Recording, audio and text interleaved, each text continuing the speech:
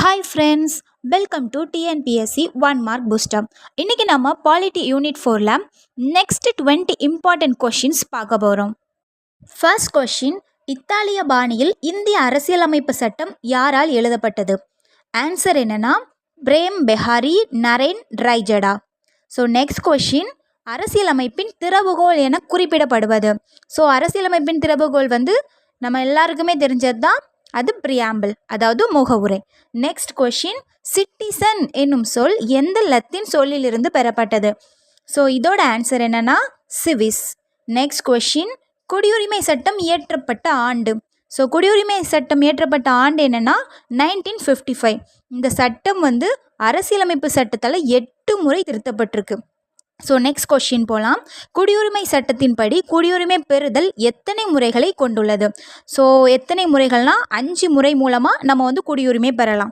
So next question, 6th one, குடியுரிமை சட்டத்தின்படி குடியுரிமையை இழத்தல் எத்தனை முறைகளை கொண்டுள்ளது? அதாவது இதுக்கான ஆன்சர் என்னென்னா 3 முறை. இந்த 3 முறையில் ஏதாவது ஒரு முறை மூலமாக நம்மளோட குடியுரிமையை நம்ம இழக்கலாம். நெக்ஸ்ட் கொஷின், அடிப்படை உரிமைகள் பற்றி கூறும் இந்திய அரசியலமைப்பின் சட்டப்பிரிவுகள் யாவை?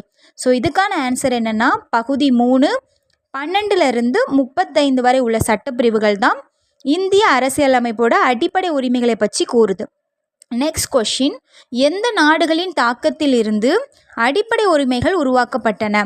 ஸோ அதாவது ஒரு நாடோட அரசியலமைப்பில் அடிப்படை உரிமைகள் இருந்திருக்கும், அதை இன்ஸ்பயர் பண்ணி நம்ம உருவாக்கியிருக்கோம். ஸோ அது எந்த நாடுனா அமெரிக்க ஐக்கிய நாடு. ஸோ நெக்ஸ்ட் கொஷின், முதலில் இந்திய அரசியலமைப்பு எத்தனை அடிப்படை உரிமைகளை வழங்கியது? ஸோ ஃபஸ்ட்டு எத்தனை அடிப்படை உரிமைகள் நமக்கு இருந்தது அப்படின்னா 7. அடுத்த நெக்ஸ்ட் கொஷின் பார்க்கலாம்.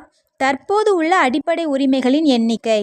இப்போ ரீசெண்டாக நமக்கு எத்தனை அடிப்படை உரிமைகள் இருக்குது அப்படின்னா 6. ஸோ நெக்ஸ்ட் கொஷின், இந்திய அரசியலமைப்பின் பகுதி 3 எவ்வாறு அழைக்கப்படுகிறது? ஸோ பகுதி 3 எப்படி அழைக்கிறாங்க அப்படின்னா இந்தியாவின் மகா சாசனம். 12th கொஷின் பார்க்கலாம். அரசியலமைப்பின் பாதுகாவலன் என அழைக்கப்படுவது. இதுக்கான ஆன்சர் என்னென்னா உச்சநீதிமன்றம். ஏன் அப்படின்னா ஆணைகளை வெளியிட்டு மக்களோட உரிமையை காக்கிறது இந்த உச்சநீதிமன்றம் தான். ஸோ அதனால தான் இது அரசியலமைப்போட பாதுகாவலன் அப்படின்னு அழைக்கப்படுது.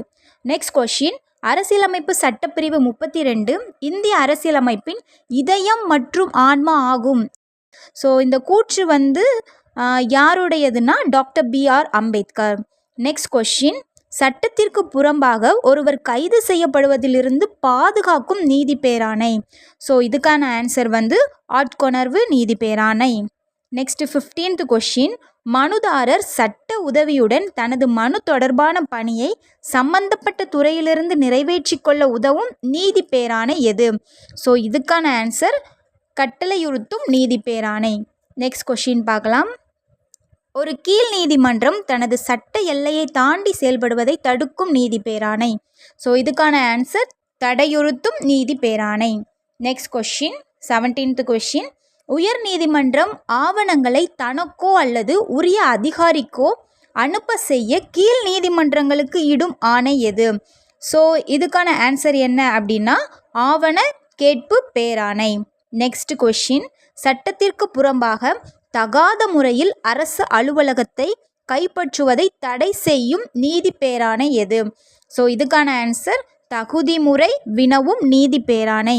19th கொஷின் என்னென்னா அடிப்படை உரிமைகளை தடை செய்ய அதிகாரம் உடையவர். இது யார் அப்படின்னா குடியரசுத் தலைவர்.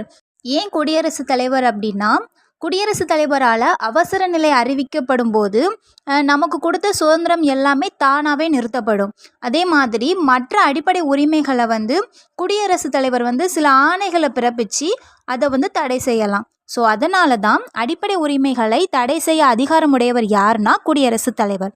நெக்ஸ்ட் கொஸ்டின், அரசு நெறிமுறையுறுத்தும் கோட்பாடுகள் இந்திய அரசியல் அமைப்பின் புதுமையான சிறப்பம்சம் என விவரித்தவர். ஸோ இதுக்கான ஆன்சர் என்னன்னா doctor B.R. Ambedkar. So aspirants, இன்னைக்கான 20 இம்பார்ட்டன்ட் கொஷின்ஸ் முடிஞ்சது. இந்த கொஷின்ஸ் எப்படி இருந்துன்னு மறக்காமல் கமெண்ட் பண்ணுங்கள். நெக்ஸ்ட் பார்ட் விரைவில் அப்லோட் ஆகும். அதை மிஸ் பண்ண வேணான்னா மறக்காமல் நம்ம சேனலை சப்ஸ்கிரைப் பண்ணி பெல் ஐக்கானை கிளிக் பண்ணிக்கோங்க. தேங்க்யூ.